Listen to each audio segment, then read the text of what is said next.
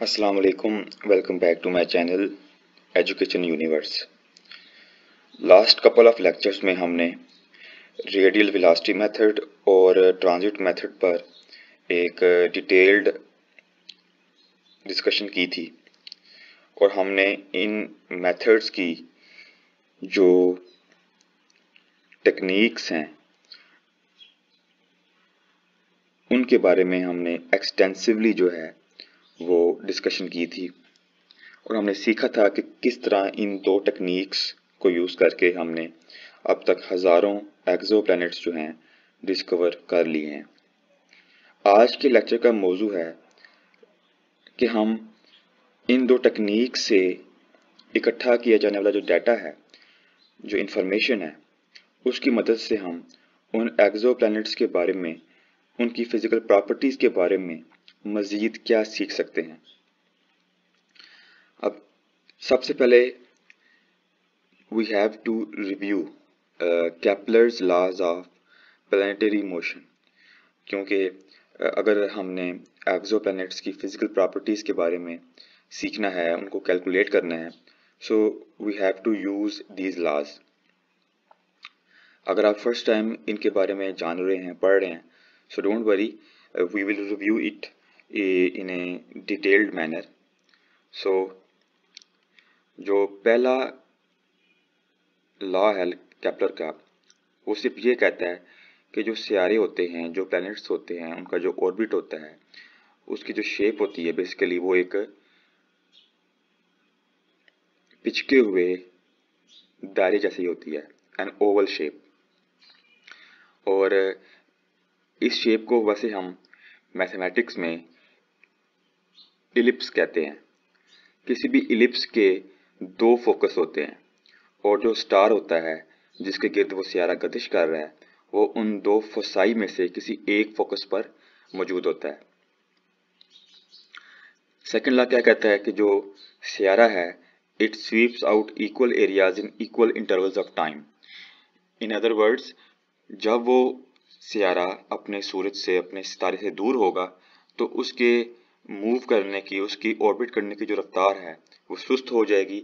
लेकिन जब वही जो सियारा है वो अपने सितारे के नज़दीक होगा तो उसके गर्दिश करने की जो रफ्तार है वो तेज़ हो जाएगी, बिकॉज जब उसके नज़दीक होगा तो उस पर जो लगने वाली ग्रेविटी है, उसकी जो शिद्दत है वो ज़्यादा हो जाएगी।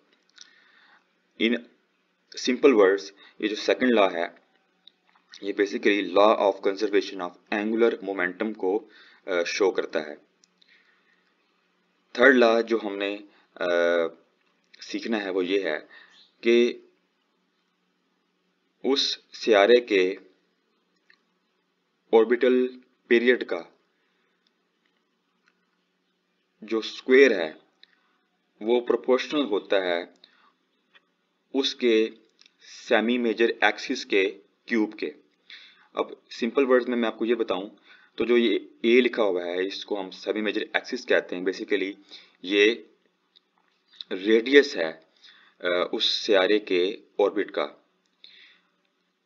या आप कह सकते हैं that is the distance between the sun and the planet, the star and the exoplanet. और जो टी है जिसको हम लेटर पी से भी शो कर सकते हैं, ये वो वक्त है जिस वक्त में वो सियारा एक चक्कर जो है वो मुकम्मल करता है। जो केपलर के थर्ड लॉ के अकॉर्डिंग ऑर्बिटल पीरियड का जो स्क्वायर है वो प्रोपोर्शनल होता है सेमी मेजर एक्सिस के क्यूब के। सो ये एक बहुत ही पावरफुल लॉ है जिसको आगे हम मल्टीपल टाइम जो है वो यूज करेंगे। सो अब हम शुरू करते हैं ऑर्बिटल पीरियड और डिस्टेंस से। सो ये जो ग्राफ है बेसिकली ये 51 पेगासी जो स्टार है उसका रेडियल वेलोसिटी ग्राफ है। आपको याद होगा जब हम एक्सोप्लैनेट्स के बारे में सीख रहे थे फर्स्ट लेक्चर में, तो हमने सीखा था कि जो सबसे पहला एक्सोप्लैनेट जो है डिस्कवर हुआ था, इट वाज 51 पेगासी बी। सो ये बेसिकली उसी सिस्टम का एक ग्राफ है, वेलोसिटी टाइम ग्राफ है। तो इसमें आप देख सकते हैं कि जो वेलोसिटी है वो साइनोसाइडली जो है वो वेरी करती है ओवर टाइम।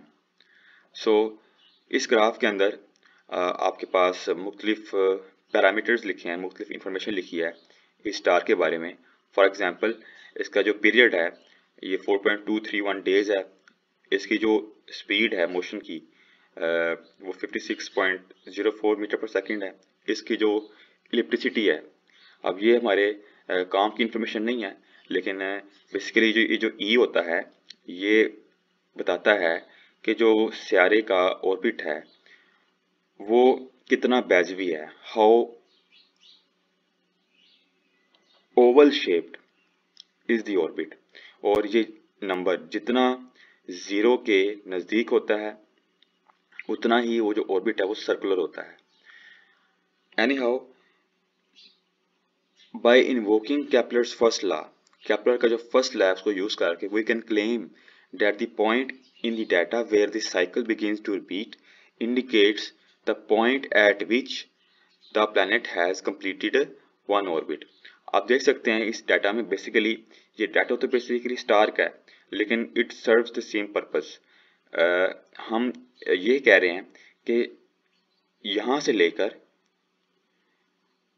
यहाँ तक एक चक्कर बनता है। Let me repeat, from here all the way to here is one cycle। तो जिस पॉइंट पर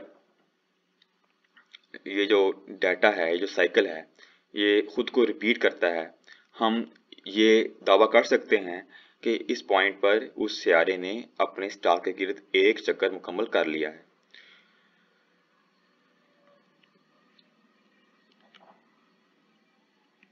We can use Kepler's third law to calculate the orbital distance of 51 Pegasi b। अब हम केपलर का जो थर्ड लॉ है उसको use करके 51 Pegasi b जो सियारा है उसका जो ऑर्बिटल डिस्टेंस है, यानी इस सियारे का अपने स्टार से जो फासला है हम कैलकुलेट कर सकते हैं। How we can use Kepler's third law. वहां पर मैंने ऑर्बिटल पीरियड के लिए टी यूज किया था, लेकिन आप पी यूज कर सकते हैं, इट्स अ सेम थिंग, कोई फर्क नहीं पड़ता इस बात से। So according to Kepler's third law P square is equal to a cubed. अब हमारे पास जो डाटा है जो हमने इकट्ठा किया है रेडियल वेलोसिटी ग्राफ से, बेसिकली जो 51 Pegasi b सियारा है, it takes 4.4 days to orbit its star once, यानी कि जो 51 Pegasi b एक्सोप्लैनेट है ये 4.4 डेज यानी कि 4.4 दिनों में अपने स्टार का एक चक्कर मुकम्मल कर लेता है। अब इसको आप इससे कंफ्यूज मत कीजिए, बेसिकली जैसे कि मैंने पहले बताया है ये कि ये हमारे पास 51 Pegasi जो स्टार है उसका डाटा है, it's not the data of the exoplanet that is orbiting it. ये जस्ट मैंने रेफरेंस के लिए यहाँ आरवी ग्राफ को समझाने के लिए साथ अटैच किया है। So here we have the data for the exoplanet, the 51 Pegasi b। So इस सियारे का जो ऑर्बिटल पीरियड है, यानी कि जितने वक्त में अपने स्टार का एक चक्कर मुकम्मल करता है, that is 4.4 days। अब हमने क्या करना है, हमने 4.4 days को करना है कन्वर्ट ईयर्स में। So हम क्या करेंगे, we will divide 4.4 days by 365 days per year। Days से कैंसिल हो जाएंगे and here will go to the numerator and after dividing 4.4 with 365 we will get 0.012 years। इसको years में कन्वर्ट करना इसलिए ज़रूरी है क्योंकि हमारे पास जो यूनिट है ए का सेमी मेजर एक्सिस का, that is astronomical unit. Let's see, अब हमारे पास पीरियड तो आ गया, तो हम इसी इक्वेशन को सॉल्व करके इसको रीअरेंज करके we will solve it for a. Basically आप जब इसको सॉल्व करेंगे तो आपके पास a is equal to P rest to power 2/3 बन जाएगा। यहाँ पे आपके पास जो p है जो आपने ऊपर निकाला है दैट इज 0.012 ईयर्स, ठीक है। तो आप यहाँ पे पुट कर देंगे and you will raise it to the power 2/3, so that comes equal to 0.052 AU and AU means astronomical unit। Astronomical unit basically एक यूनिट है स्पेस में फासलों को मापने का, and one astronomical unit is basically the distance between the earth and the sun. So आप यहाँ से रिजल्ट जो निकालते हैं वो ये है कि ये जो एक्सोप्लैनेट है इसका जो फासला है अपने स्टार से वो ज़मीन और सूरज के माबैन फासले से 20 गुना कम है। It is 20 times closer to its star than earth is to the sun. So ये बहुत ही नज़दीक है अपने स्टार के। सो इस तरह हमने केपलर का जो फर्स्ट लॉ है और जो थर्ड लॉ है इसकी मदद से हमने इस सियारे का जो ऑर्बिटल डिस्टेंस है और जो ऑर्बिटल पीरियड है हमने दोनों निकाल लिए हैं। हमने केपलर के थर्ड लॉ और रेडियल वेलोसिटी ग्राफ में जो डाटा है हमारे पास, इन दोनों की मदद से हमने ये कैलकुलेट किया है कि ये जो एक्सोप्लैनेट है ये कितनी देर में अपने स्टार का एक चक्कर मुकम्मल करता है और इसका अपने स्टार से फासला कितना है। Let's move on. अब हम देखते हैं कि हम किस तरह उस एक्सोप्लैनेट की, जो कि हमारे केस में हमारी एग्जांपल में 51 पेगासी बी है, हम किस तरह उसकी ऑर्बिटल वेलोसिटी गर्दिशी रफ्तार निकाल सकते हैं। सो इस डायग्राम में आप देख सकते हैं कि समझाने की पर्पसेस के लिए हमारे पास 51 पेगासी बी का ऑर्बिट है। So the red dot is showing the location of the exoplanet, whereas the bigger yellow dot is showing the star। ये जो फासला है इस प्लैनेट में और स्टार में जो अभी हमने पीछे निकाला है that is 0.052 एस्ट्रोनॉमिकल यूनिट्स। सो हमने देखना है कि हम किस तरह केपलर के लॉज को यूज करके 51 पेगासी बी जो एक्सोप्लैनेट है इसकी गर्दिशी रफ्तार निकाल सकते हैं। Using the orbital distance a जो कि अभी हमने पीछे निकाला है, we can calculate the velocity of the exoplanet. अब सिंपल सा फॉर्मूला है स्पीड का या वेलोसिटी का जो हम पढ़ते हैं 9th की फिजिक्स में। So the velocity of the planet will be equal to distance over time. So अब डिस्टेंस क्या होगा, बेसिकली आप जानते हैं कि डिस्टेंस बेसिकली बराबर होगा उस सियारे के पूरे एक चक्कर के बराबर। So one entire orbit of the exoplanet will be equal to distance. अब वो क्या होगा, बेसिकली वो इस सर्कल का सर्कमफेरेंस ही होगा। अब चूंकि इस सर्कल का जो रेडियस है वो a है, so in this case the circumference will be equal to 2 pi a, जो कि नॉर्मली 2 पाई r होता है, लेकिन चूंकि यहाँ पे जो रेडियस है वो a के बराबर है, so in this case the distance और the circumference of this circle will be equal to 2 pi a। और टाइम क्या होगा, बेसिकली वो एक ऑर्बिटल पीरियड होगा, यानी जितने वक्त में जो सियारा है ये अपने स्टार का एक चक्कर मुकम्मल कर रहा है, that will be equal to 1 orbital period, जो कि हमने पीछे निकाला है। Distance is how far the exoplanet travels during one orbital period, जो कि मैंने पहले बात की कि यहाँ पे जो डिस्टेंस हम लिख रहे हैं ये बेसिकली वो फासला है जो कि एक ऑर्बिटल पीरियड में जो एक्सोप्लैनेट है वो तय कर रहा है। By Kepler's first law, this distance is equal to the circumference of the circle, as we already discussed, कि यहाँ पे हमारे पास जो सर्कल का सर्कमफेरेंस है that is equal to the distance the exoplanet will travel। और चूंकि इस सर्कल में जो हमारे पास रेडियस है वो a के बराबर है, so the circumference for this circle will be 2 pi a। And since the radius is equal to the orbital distance a, so इस केस में हमारे पास जो फार्मूला बनेगा सर्कमफेरेंस के लिए that will be 2 pi a।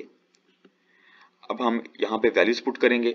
So velocity of the planet will be equal to distance over time and that is equal to 2 pi a over p। So p shows orbital period जो कि हमने last slide में निकाला है। We will put those values here. Continuing with the example of 51 Pegasi B, P is equal to 4.4 days and A is equal to 0.052 astronomical units। अब इससे पहले कि हम इन वैल्यूज को पुट करें इस इक्वेशन में, we have to convert days to seconds and astronomical units to kilometers। Why? Because जो हमारे पास स्पीड आएगी वो हमारे पास आएगी किलोमीटर्स पर सेकेंड में। So That is why we have to convert these units to seconds and kilometers. So after we do that, we put these values in this equation right here. 2 pi into a, अब a हमारे पास क्या था 0.052 AU। अब AU को हम करेंगे convert kilometre में, ठीक है। Basically when you convert it into kilometer, that is equal to 7.8 10 raised to power 6 kilometer or 7.8 million kilometers over p। हमारे पास p था 4.4 days, you will convert days into seconds, तो ये आ जाएगा 3.8 10 raised to power 5 seconds। और जब आप इस सब को सॉल्व करते हैं, the answer comes out to be 128 kilometers per second। So ये जो सियारा है, जो 51 पेगासी एक्सोप्लैनेट है, ये अपने स्टार को 128 किलोमीटर फी सेकंड की रफ्तार से गर्दिश कर रहा है। सो इस तरह हम केपलर के जो लॉज हैं उनको यूज करके किसी भी एक्सोप्लैनेट की जो गर्दिशी रफ्तार है, जो ऑर्बिटल वेलोसिटी है या ऑर्बिटल स्पीड है, हम निकाल सकते हैं। So moving on to other physical properties of the exoplanet, we have the exoplanet mass. अब उस सियारे का जो मास है वो हम किस तरह निकाल सकते हैं, लेट्स सी। जब आपको उस सियारे की गतिशील रफ्तार मालूम हो जाएगी, आप कंजर्वेशन ऑफ मोमेंटम को यूज करके उस सियारे का मास भी निकाल सकते हैं। So what is the law of conservation of momentum? mass of the planet into velocity of the planet should be equal to mass of the star into velocity of the star। ये बहुत ही basic जो है law है physics का, जो कि हम बच्चों को फिजिक्स की टेक्स्ट बुक में पढ़ाते हैं। तो इसी को यूज करके हम उस सियारे का 51 पेगासी बी जिसकी हम बात कर रहे हैं अब तक, उसका मैथ हम निकाल सकते हैं। हाउ? बेसिकली इस इक्वेशन को हम सॉल्व करेंगे फॉर एम प्लैनेट जो कि हमने निकालना है। तो बेसिकली जो वेलोसिटी ऑफ प्लैनेट है, ये जो टर्म है, ये वहां जाके डिवाइड हो जाएगी। So we have this equation right here. अब यहाँ पे हमने वैल्यूज पुट करनी है उस सितारे के मास की जिसको वो एक्सोप्लैनेट जो है वो गर्दिश कर रहा है, उस स्टार की वेलोसिटी की और उस एक्सोप्लैनेट की गर्दिशी रफ्तार की, जो कि हमने पीछे निकाल लिया। सो जब हम ये तमाम वैल्यूज इस इक्वेशन में पुट करेंगे तो हमारे पास उस एक्सोप्लैनेट का जो मास है वो आ जाएगा। So let's do that. First is velocity of the star. हमने लास्ट स्लाइड में जो हमने रेडियल वेलोसिटी ग्राफ देखा था, उसमें आपने देखा था कि उस ग्राफ के टॉप लेफ्ट कॉर्नर में 51 पेगासी जो स्टार है उसकी मोशन की या ऑर्बिट की रफ्तार लिखी हुई थी। सो वही हमने यहाँ यूज करनी है, that is equal to 55.5 meters पर सेकेंड। ये हम ऑब्जर्वेशन से निकालते हैं। Next is velocity of the planet, जो हमें लास्ट स्लाइड में निकाली थी using radial velocity data, RV data and Kepler's laws. mass of the star is basically 1.11 solar masses। अब इल्म फल्कियात में हम दूसरे स्टार्स का जो मैस होता है उसको हम सूरज के मैस के लिहाज से एक्सप्रेस करते हैं। यानी कि अगर किसी स्टार का मैस सूरज के मैस का डबल है तो हम कहेंगे कि that star has 2 solar masses and so on. So इस स्टार का जो मैस है दैट इज 1.11 सोलर मैसेस, यानी कि सूरज के मैस का ये 1.11 टाइम्स है। सो ये हमें कैसे पता चलता है? बेसिकली ये जो सितारों की प्रॉपर्टीज़ होती हैं, उनकी स्पेक्ट्रल क्लासेस होती हैं और लुमिनोसिटी क्लासेस होती हैं, उससे हमें आइडिया होता है कि एक मखसूस किस्म के सितारे का मैस क्या होता है। अब ये जो सितारा है 51 पेगासी, ये एक G टाइप स्टार है, बिल्कुल हमारे सूरज की तरह। अब इस पूरे टॉपिक पर मैंने एक मुकम्मल जो लेक्चर है वो अपलोड किया था, तो आप उस लेक्चर को डिस्क्रिप्शन बॉक्स में ढूंढ सकते हैं। तो अगर आपने समझना है कि स्टार्स की कौन कौन सी टाइप्स होती हैं स्पेक्ट्रम के लिहाज से और लुमिनोसिटी के लिहाज से, तो इस टॉपिक पर मैंने एक एक्सटेंसिव जो है डिस्कशन की थी उस लेक्चर में। सो आप काइंडली उस लेक्चर को ज़रूर देखिए। सो जब हम इन तीनों वैल्यूज़ को इस इक्वेशन में सब्स्टिट्यूट करेंगे, पुट करेंगे, सो हमें क्या मिलेगा?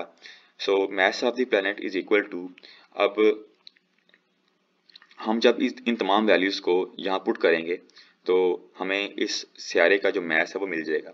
आप नोटिस कीजिएगा कि यहाँ पे जो वेलोसिटी थी सियारे की वो थी 128 किलोमीटर पर सेकंड। तो हमने क्या किया है, SI यूनिट्स में हम इसे चेंज करते हैं मीटर पर सेकंड में, और यहाँ पे हमने जो मास लिया था सितारे का दैट इज़ 1.11 सोलर मैसेज, तो यहाँ पे हमने उसको किलोग्राम में कन्वर्ट कर लिया। सो हम जब इन तमाम वैल्यूज़ को यहाँ पुट करेंगे तो हमारे पास आंसर आता है 9.5 10⁻26 किलोग्राम्स और 0.5 Jupiter message. In other words, ये जो सियारा है एक्सोप्लैनेट जो हमारे पास सियारा है यहाँ पे 51 पैगसी बी, इसका मास जुपिटर के मास का हाफ है। तो इस तरह हम रेडियल वेलोसिटी डाटा और केपलर के जो लॉज हैं और इस केस में law of conservation of momentum को यूज करके हम किसी भी एक्सोप्लैनेट का जो मास है वो निकाल सकते हैं। Moving on to exoplanet radius और साइज। अब साइज किस तरह निकाल सकते हैं हम किसी भी सियारे का? So that will be using the data acquired from the transit method। हमने सीखा था ट्रांजिट मेथड में ये जब कोई सियारा अपने सितारे के आगे से गुजरता है तो उसकी रोशनी का एक पोर्शन जो है ब्लॉक करता है।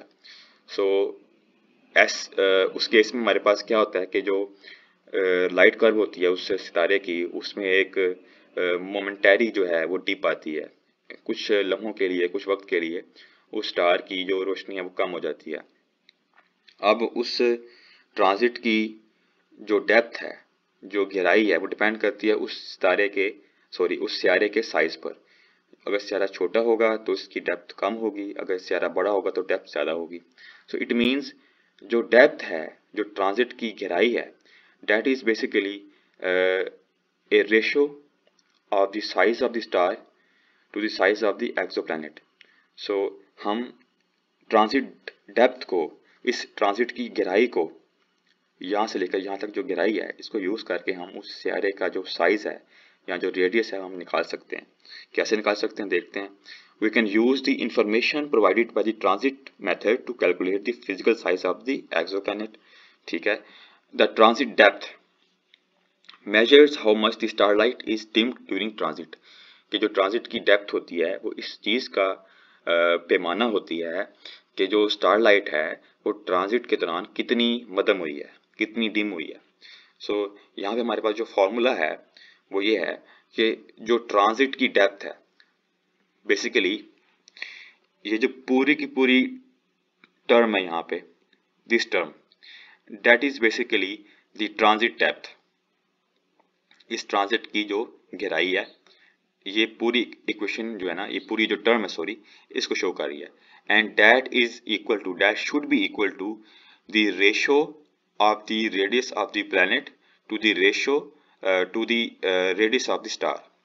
Let me repeat, जो transit depth है that should be equal to the ratio of the radius of the planet to the radius of the star।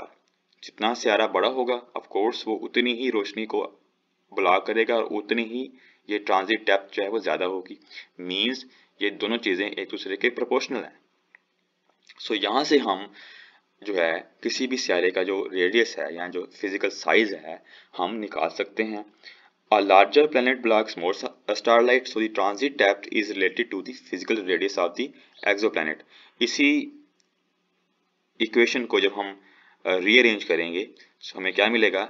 Radius of the planet is equal to the radius of the star times the square root of transit depth. Transit depth का square root लेंगे and you will multiply it by the radius of the star and you will get the radius of the exoplanet।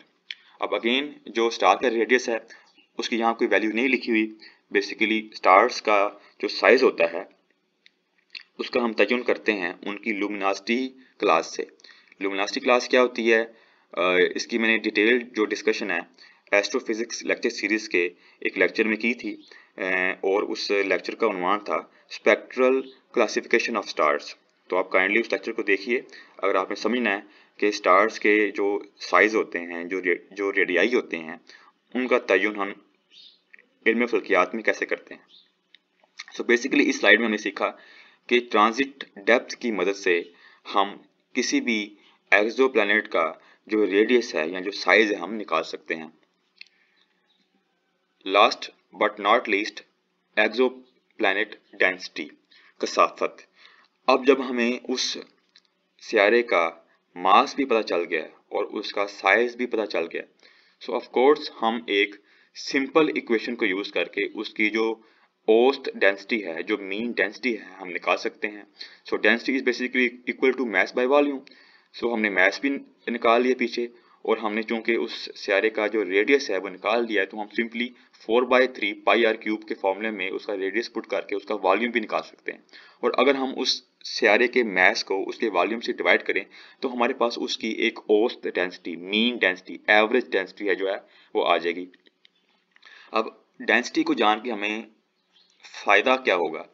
हमें density को जान के हमें फायदा ये होगा कि हम उस सियारे की, उस एक्सोप्लैनेट की जो तरकीब है, जो कंपोजिशन है, वो हम बता सकते हैं। हम बता सकते हैं कि आया कि वो गैस का बना हुआ है या रॉकी सियारा है या मेटल्स का बना हुआ है, क्योंकि जितनी डेंसिटी कम होगी उससे हमें यही आइडिया होगा कि वो जो सियारा है उसकी जो मेजॉरिटी है, जो उसकी कंपोजिशन है बेसिकली वो गैसेस पर मुश्तमिल है। लेकिन अगर उसकी डेंसिटी ज़्यादा होगी, उसकी कसाफत ज़्यादा होगी, सो डैट विल इंडिकेट कि वो बेसिकली ज़मीन जैसा एक पथरीला सियारा है। और हमें पता है कि ज़मीन जो है वो ज़िंदगी के लिए मौजू है। सो जब हम डेंसिटी निकालेंगे इन सियारों की, हमें ये भी आइडिया हो जाएगा कि चूंकि जिन सियारों की डेंसिटी ज़्यादा होती है उनकी जो कंपोजिशन है वो रॉकी होती है, तो जो रॉकी सियारे होते हैं they are suitable for life, वो ज़िंदगी के लिए मौजू हो सकते हैं। सो डेंसिटी को जानकर हम एटलीस्ट गैस जाइंट सियारों में और पथरीले सियारों में फ़र्क कर सकते हैं। So these are mean densities. ये जो हम डेंसिटीज निकालते हैं ये औसत होती हैं, क्योंकि जो सियारे होते हैं वो डिफ्रेंशिएटेड होते हैं। मीन्स हो सकता है कि उनके जो मरकज़ हैं वो डेंस हों, लेकिन उनकी जो बैरूनी तह हैं उनकी डेंसिटी कम हो, और उनके गिर्द जो एटमोसफियर है, जो फिज़ा है, वो हो सकता है उससे भी कम डेंस हो। सो बेसिकली जो डेंसिटी हमें इस मेथड से मिलती है वो औसत डेंसिटी होती है, एवरेज डेंसिटी होती है। But at the very least, it allows us to distinguish between gas giant planets and rocky planets. तो इस मेथड से एटलीस्ट हमें ये आइडिया हो जाता है कि जिस एक्सो प्लानट को हम स्टडी कर रहे हैं, आया कि वो गैस जाइंट प्लानट है या ज़मीन की तरह का एक रॉकी प्लानट है। तो इस तरह हम रेडियल वेलोसिटी मेथड और ट्रांजिट मेथड से जो डाटा हमें मिलता है, combined with the Kepler's laws of motion and the law of conservation of momentum, इन तमाम चीज़ों की मदद से हम किसी भी एक्सोप्लैनेट का गर्दिशी फासला, ऑर्बिटल डिस्टेंस, गर्दिशी रफ्तार, ऑर्बिटल वेलोसिटी, उसका मास, उसका साइज और उसकी डेंसिटी हम मालूम कर सकते हैं। तो इस लेक्चर में अगर आपका कोई सवाल हो, कोई आपको कन्फ्यूजन हो, तो आप नीचे कमेंट सेक्शन में ज़रूर पूछिए। तो अगली वीडियो तक के लिए मुझे परमिशन दीजिए। अपना ख्याल रखिएगा। अल्लाह हाफिज़।